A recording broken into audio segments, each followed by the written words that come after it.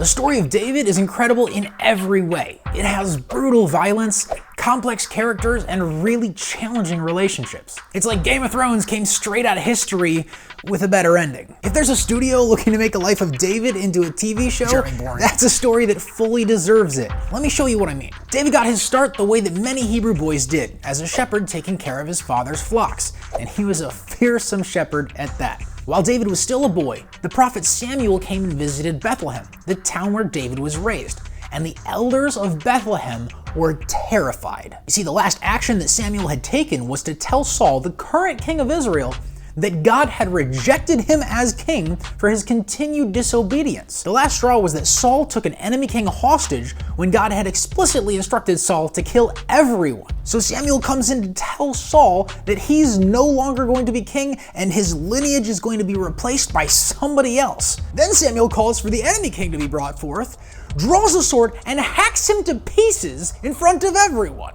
And the next time that Samuel shows his face in public is this visit to Bethlehem. So you can see why the elders were terrified and thought he might be bringing doom here as well. But Samuel assures the elders that he comes in peace, he's just there to make some sacrifices, and invites them to purify themselves and come along and participate with him. He also invites Jesse, the father of David, and tells Jesse that he should bring his sons. Jesse attends, bringing 7 sons, and introduces each of them to Samuel. But Samuel tells Jesse, none of these are the one chosen by God. Jesse tells Samuel that his youngest son is still in the fields because somebody has to watch over the sheep, and Samuel asks for him to be retrieved. David comes in and is presented to Samuel in front of his father and 7 brothers, and Samuel gets out a flask of olive oil and pours it on David's head, anointing him with olive oil. And that's how Samuel anointed Saul when he first became king. This is probably a terrifying thing for the house of Jesse. Israel already has a powerful king, but your son just got anointed, presumably to be the next king, by the prophet of the Lord. If anybody else found out about this, David would look like a usurper, and their entire family would then be in danger. So they had to keep this story locked down so nobody else found out. Soon after, a messenger arrives from King Saul, and the message reads, "Send me your son David the shepherd." If I was Jesse in this situation, I would be terrified. I'd wonder how Saul could have possibly found out about what happened. I'd be asking my sons if they told anybody, or David if he told anybody. I wouldn't want to send David to King Saul after this occurred. But rejecting the king's request isn't a better option. So Jesse loads David up with gifts for King Saul and sends him off. Turns out what Saul wanted was a musician to calm him down. Since his encounter with Samuel, he was filled with depression and fear and paranoia. Saul's servant suggested that he get himself a harpist, somebody to play soothing music whenever he was feeling anxious. And one of Saul's servants recommended David, which is a big deal in itself to make such a recommendation. You don't want to be the guy who recommended a musician and then have the king turn out to hate him and now it's on your head. And the recommendation paid off. Anytime Saul felt depressed or afraid, David would play the harp and Saul would feel better. Saul loved David, even promoting him to be an armor bearer to the king. And he sent word to Jesse saying that he was so pleased with David he'd like him to stay in the palace longer. I imagine Jesse was incredibly stressed from the time that David left until he finally received that message and breathed a sigh of relief. And now we come to a time of war. Israel had an oppressive neighbor, the Philistines, and these guys were not on equal footing with Israel at all. This story takes place near the end of the Bronze Age, but the Philistines were one of the first people groups to develop iron weapons, giving them a massive technological advantage over everyone else in the region. They would freely just sail to Egypt and raid one of the most powerful nations on the earth before sailing home. They had incredibly well-trained warriors, and they had all come out to reassert their dominance over Israel. The two armies came and just camped out on either side of a valley, as neither army wanted to take the tactical disadvantage of entering the valley first and having to fight an uphill battle. Goliath emerged from the Philistine lines and started taunting the people of Israel. He called himself the Philistine champion and demanded that the Israelites send out their own champion so that they can fight one-on-one. And he says that whoever loses, their nation will be the subjects, the slaves of the other nation. Now, looking out across this Valley, you probably can't tell Goliath's exact height. But when you see somebody standing almost twice as tall as everybody else in the Philistine army, that's terrifying, and nobody wants to be the champion to fight against him. The Bible describes to us a spear that Goliath was holding, and I had a chance to handle a replica of it, and it is very intimidating. This spear towers over me at 12 feet 7 inches tall and weighing over 30 pounds. So while Goliath was likely 9.5 feet tall, your average Israelite man at this time would have stood around 5 foot 3 inches.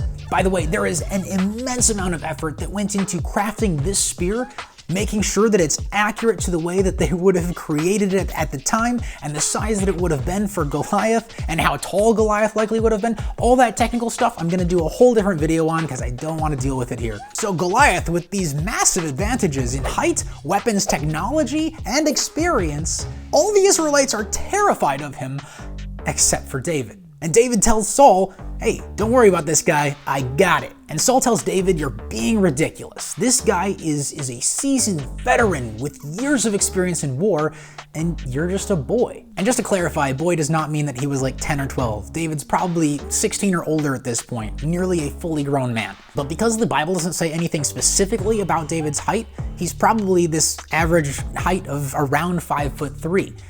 Dwarfed in comparison to Saul, who's like a foot taller than the rest of the Israelites. The other thing is, when Saul talks about how experienced Goliath is in war, it's no joke. The spear he's using is massive and overly heavy even for his size, meaning that he had to not only be that tall, but also be incredibly ripped. And the technology it took to make a spear of that size with an iron tip at this time was a complete mystery to Israel. They have no idea how they accomplished this technological feat. But David shows complete lack of concern, telling Saul that, hey, I used to fight lions and bears. I'd just club them in the jaw if they came after my sheep, and if they turned on me, I'd just club them to death. Saul relents, but he says, you're not going out like that. Here, put on my armor. But David, after trying it on and walking around, says, this does not suit me. And while many take that to mean it's too big for me, Saul, you're a massive dude and this just doesn't fit, I think the other way to interpret it is, that's not how I fight. David had no experience fighting with armor and swords and shields. His experience was fighting with a sling, a club, and God on his side. David picks up 5 smooth stones from the river, puts them in his shepherd's bag, and heads out with just that and his staff to face Goliath. Now when Goliath sees David, he's insulted. He thought that he was going to get to have a slightly challenging fight against one of Israel's greatest warriors, but instead he has this young man walking out dressed as a shepherd boy. So he taunts David, insults him, saying he's gonna feed his carcass to the birds. But David responds in strength. You come at me with sword, spear, and javelin, but I come to you in the name of the Lord of heaven's armies, the God of the armies of Israel, whom you have defied. Today the Lord will conquer you, and I will kill you and cut off your head, and I will give the dead bodies of your men to the birds and wild animals, and the whole world will know that there is a God in Israel. And everyone assembled here will know that the Lord rescues his people, but not with the sword and spear. This is the Lord's battle, and he will give you to us. I love this speech because it's bold, but it's not prideful. David doesn't say he's going to win based on his own experience or his own expertise, but he's going to win because God's going to give him the victory. David in his speech also points out all of Goliath's weapons, his spear, his sword, and his javelin. Now that one's important because that's Goliath's ranged weapon. At Goliath's size, he could have accurately hit a target with that javelin from 30 yards away. David is a cunning and smart guy. He's likely keenly aware of the range of that weapon. And so he's already thinking about that, and he's going to take his shot from outside that range. This is a sling. David would have used something very similar to this to slay Goliath. So I'm going to kind of lay it out here. I'm going to use that tree to represent Goliath. I'm going to tape a piece of paper way up there at 9.5 feet tall so that we can see about where his face would have been, because that's my target. Then I'm going to back up 30 yards and try to hit it from there. So I grossly misunderestimated how long 30 yards is. After several attempts, I learned a couple of things. First, getting the stone to fly 30 yards at or over the height of Goliath's head was not terribly difficult even for my wildly untrained arm. But the more strength I put behind my throw, the harder it was to aim. So while I couldn't hit with a light shot, David must have put all his strength behind one shot as it hit the target and sank in. Goliath charges David. David runs at Goliath and takes a running shot at Goliath. The stone sinks into his forehead and he falls on his face. David then runs up to Goliath, takes Goliath's sword out of his sheath, and uses it to chop off Goliath's head. Now, I always imagined Goliath's sword would have to be massive, scaled up at the same proportions as the spear was, and that David would struggle to lift it and drop it on the head and cut it off in one slice or two. But I was wrong. Now, while the spear was way larger than I ever imagined it would be, the sword is exactly the opposite. I imagined the sword would be huge and difficult for David to lift, but what it turns out is this is the absolute largest that it possibly could have been. Because at the time, this is as long as they could make a sword with the methods they had available. The Philistines didn't forge iron, like heating it up and pounding it out with a hammer. They would instead melt it down and pour it into a cast made of sand. The weakness of forming weapons with iron in this way is that if you make them too long, they shatter too easily. So the longest that the Philistines could have made a reliable sword out of iron would have been 90 centimeters, but this one is 100 centimeters. So David would have had no trouble wielding this sword. Both armies watched in shock as David used Goliath's own sword to hack and hack and hack at his neck, blood squirting up on his face and clothes until he finally freed his head from his shoulders. As he victoriously held up the head of their champion, the Philistines fled in an absolute panic. The Israelite army realizes their victory is at hand, and they rush in to finish off what Philistines they can, and they chase them down, slaughtering them all the way to Gath, about 10 miles away from the battlefield. Imagine David leading this charge with Goliath's head in his hand, slaughtering Philistines with their champion's own sword covered in his blood head to toe. After the Israelites were victorious and looted, they came back to the camp, and David was brought before Saul, Goliath's head still in one hand, sword in the other, and covered in Philistine blood. This is where David meets Jonathan, the son of Saul, and they immediately become best friends. Saul kept David with him for the remainder of the military campaign, and David continued to be so successful that Saul promoted him to be a commander in the military. Even at his young age, it seems like people weren't jealous of David, it seems like they were elated. They were suddenly having victories over their oppressors that were just impossible before. And of course it made Saul very happy too, until they arrived back in Israel. By the time Israel's soldiers get back from their campaign, word of David's conquest and victories have spread throughout the land, and women come out from the towns and start singing a song that Saul has killed his thousands, but David has killed his 10,000s. And suddenly, for the first time, Saul sees David in a different light, as a threat, as somebody that if he wanted to take the throne, he's getting the popularity that he could actually do it. Saul saw himself being compared to David, and he didn't measure up. As one of the tallest men in the military, Saul probably should have been the one to go fight against Goliath, but he was afraid. David went and did his job for him, and now David's getting the credit. Going forward, Saul tries to kill David over and over.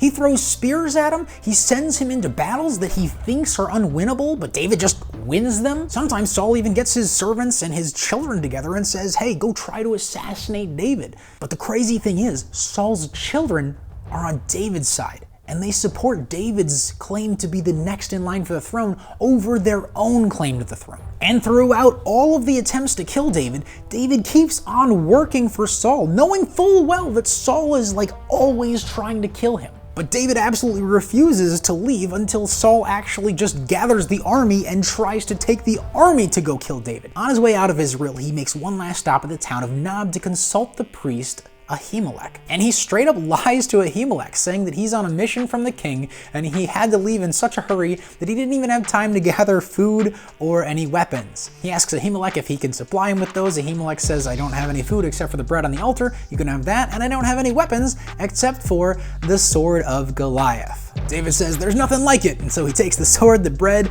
but before he leaves, he notices the presence of Doeg the Edomite, Saul's chief shepherd. David realized the potential danger in having somebody who reports directly to Saul witness this event.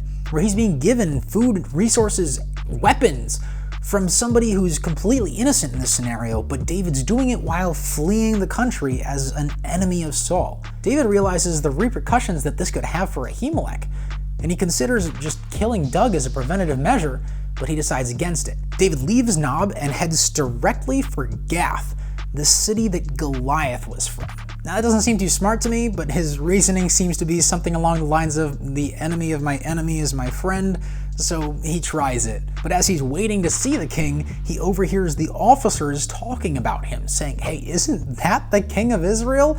Isn't that the guy, the song, there's a song about him. Saul has killed his thousands, this guy's killed his 10,000s. They're talking about, we're the dead guys in that song. David starts to think, maybe this wasn't such a great idea, but it's too late to leave without seeing the king now that he's come this far. So he comes up with this plan that he's just going to act crazy. So he starts letting his drool like dribble down his beard, and once he's in front of the king, he starts like scratching on doors and like just going nuts. And King Achish, this king of the Philistine city of Gath, says, don't we have enough crazy people in our town already that do you need to bring another crazy person from a different nation? Do I have to put up with, get him out of here. So with that potential disaster avoided, David instead makes his stronghold in caves. His family soon comes to join him there, as they're likely in danger as well, and then he starts amassing men who are just dissatisfied with the state of Israel, either because they owe great debts or because they just don't like the way the country is being run, so they go to David as their king. Soon David had amassed 400 disgruntled Israelites in these caves with him. Then a prophet named Gad arrives and tells David that he should move back into the land of Judah. David obeys the word of the prophet, but of course moving 400 men across a region like that is pretty noticeable, and word eventually gets back to Saul that David's back in Judah. And Saul is furious and paranoid. Saul is out on a military campaign when he receives this news, and he immediately turns on his officers and berates them for betraying him. Has that son of Jesse promised you all fields and vineyards? Has he promised to make you generals in his kingdom? Is that why you're all conspiring against me? Not one of you told me when my own son was conspiring with David. He's out there telling David to kill me right now. Of course, none of that was true. Saul's absolutely losing his mind. The officers are silent, but off to the side is none other than Doeg the Edomite. And he sees this opportunity to gain Saul's favor, and he takes it. Doeg tells Saul that he saw David at Nob consulting Ahimelech the priest, and that Ahimelech gave him bread and the sword of Goliath. Saul, in his fury, orders that Ahimelech and his entire family be brought before him right away. And when we hear entire family in this context, it doesn't mean bring him and his wife and kids. It means bring every male from his entire extended family. 85 men in total are brought before Saul because Ahimelech helped David thinking that he was on a mission from Saul. Saul reams Ahimelech. Why did you help the son of Jesse? Why did you conspire with him against me? Why'd you give him food and weapons so that he could come kill me? You can hear the paranoia just dripping off Saul's words. And Ahimelech responds, isn't he your servant? Didn't he come to me many times before on missions from you in service to you? That's what I thought this was. Please leave my family out of this. I truly thought it was in service to you. This is a completely reasonable response. But Saul is having none of it. Saul turns to his bodyguard and orders them to kill the priests for conspiring with David to kill him. But the bodyguards don't move a muscle. Not only do they realize that Saul's being paranoid, but they respect the role of the priest. It's a dangerous role, interceding for man to God. If they do their job wrong, God will kill them for it. Infuriated that his own bodyguard won't follow his orders, Saul turns to Doeg the Edomite. Saul says, you do it. And Doeg goes and kills every single one of the 85 men, one by one. But he doesn't stop there. He goes to Nob and he slaughters every woman and child in the entire town. He even killed their babies and their livestock, leaving absolutely nothing alive. Only one person escapes, Abiathar, the son of Ahimelech, and he runs straight to David and tells him what happened. And David does what all great men in the Bible do. He takes accountability for his role in what occurred.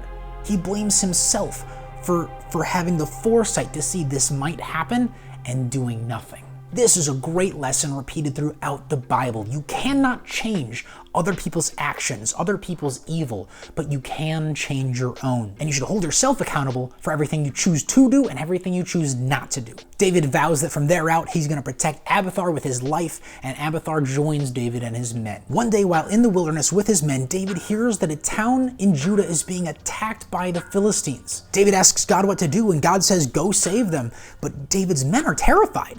If we go out and we fight the Philistines, first of all, it's the Philistines, they're terrifying, and secondly, we're going to be giving away our position to Saul. David consults God again, God says, go, you'll be victorious. So David and his men pack up and go to this town to fight the Philistines. By the way, if you're ever imagining David and his men riding around on horses, that's not the case. They're always running around on foot. God actually told Israel not to use horses, and it's not until Solomon's reign that he actually starts to gather horses. David stayed true to that rule and never used horses. So David and his men go and they fight off the Philistines and they save this town. As soon as Saul hears that David's at this town, he gathers the entire army to go and fight David's small force. You can really see how messed up Saul's priorities are. That this town was being attacked by the Philistines and Saul didn't move, but as soon as he hears that David's there, he mobilizes the entire army to go get him. Now David's men were still in the town that they had just saved, and this was a walled city, and they got word that Saul's army was coming for them. David knew that he could hold out against Saul in the walled city, but only if the men of the town didn't turn him over to Saul. So David consults God and says, are these guys going to betray me to Saul? And God says, yes, they will betray you to Saul. The men of this town are going to side with the guy who didn't come help them and betray the guy who came and risked everything to come help him. But armed with this knowledge, David and his men head out and go back to the wilderness, back to living in caves. But Saul doesn't stop when he gets to the city and sees that David's left. Saul takes his army multiple times into the wilderness trying to kill David, and multiple times he fails. There's 2 times David shows that he had the opportunity to kill Saul, but didn't because that's not what he's trying to do. Saul always apologizes and then comes back to try to kill him again. David now has 600 men under his command, and he decides this is not viable, just running around the wilderness away from Saul every time he chooses to lose his mind. So David goes back to Gath, back to King Achish, the guy that he acted insane in front of, and asks again for refuge, not only for him now, but for him and his 600 men. By this time, it was well known in the region that Saul and David were enemies. So King Achish gives David and his men a town called Ziklag for them to live in and operate out of. David and his men consistently go out and raid towns that belong to the enemies of the Israelites. When David and his men brought back the spoils from their raids, King Achish would go to David and ask, hey, where did you raid today? And David would name some faraway towns in the land of Israel. So Achish thought he was getting this great deal, that he had David, an Israelite, with his Israelite men going into Israel, that he was funding a civil war so that he didn't have to spend his own resources on it. And nobody ever showed up to say, oh, David actually went to this town, because David always left no survivors. King Achish thought, now that David is attacking Israelite towns, there's no way they make him their king. He'll just have to serve me forever. He's thinking he just gained a top-tier commander with his own men for free. He doesn't have to fund them at all, just give them a town and let them run wild. David, on the other hand, gets to live in a land where Saul will never come for him. He gets to attack the enemies of Israel without repercussions, and all he has to do is just keep lying to King Achish. But things couldn't remain perfect for David and his men, because the Philistines then went to war with Israel. And King Achish asked David to come along and bring his men to fight against Israel. And David has to just play along. He says, now you'll get to see what we can really do. David's men, of course, have no desire at all to fight the Israelites.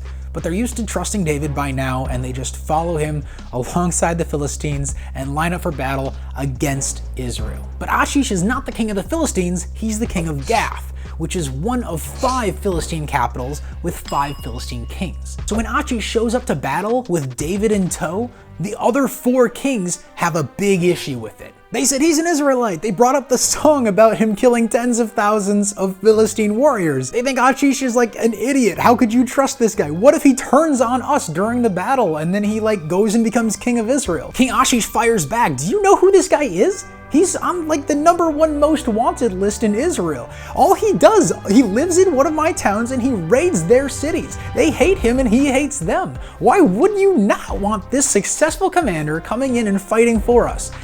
Why would he turn and fight for the guy that wants him dead? You want to go into battle against the Israelites, but you don't want the greatest Israelite killer in history on your side? But the other 4 kings are having none of it. They say, send him back to the town you've given him, get rid of him. Achish goes to David to tell him the news in shame that they don't want him there, and David feigns outrage.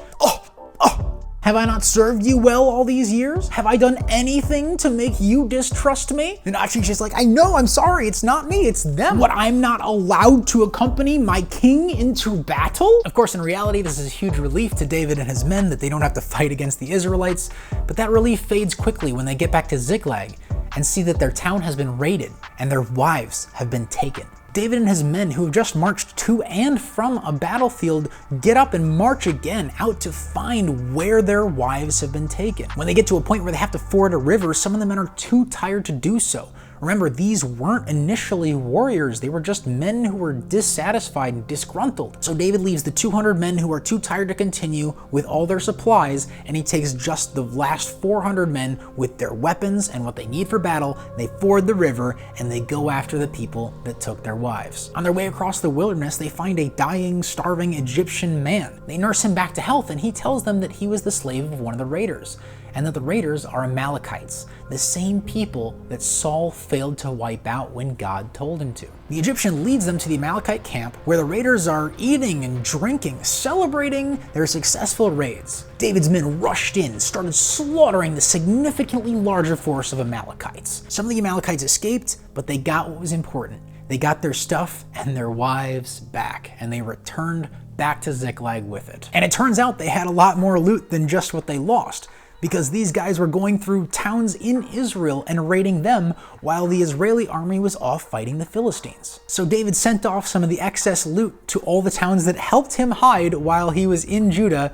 running from Saul. Speaking of Saul, during this time he was taking a very heavy loss to the Philistine army. His men were fleeing from the battlefield and he was gravely injured by archers. So Saul's options are now be taken hostage or die. So he turns to his armor bearer and says, take your sword and kill me right now. But the armor bearer is terrified and refuses. So Saul whips out his own sword, puts it against the ground, and falls on it, killing himself. When his armor bearer sees that that's what's happened, the armor bearer also takes out his sword, puts it against the ground, and falls on it. It took an entire 3 days for the news to reach David that Saul was dead. It was an Amalekite who showed up in Ziklag to tell David that Saul had died. David doubts the word of this man and says, how do you know that Saul is dead? Now this guy sees this as an opportunity to take credit for Saul's death, thinking that that's what David wants. So the Amalekite says, Saul was gravely injured and he asked me to kill him, so I did. Then I took his crown and his armband and brought them here to you. This guy is lying to try and win favor from David,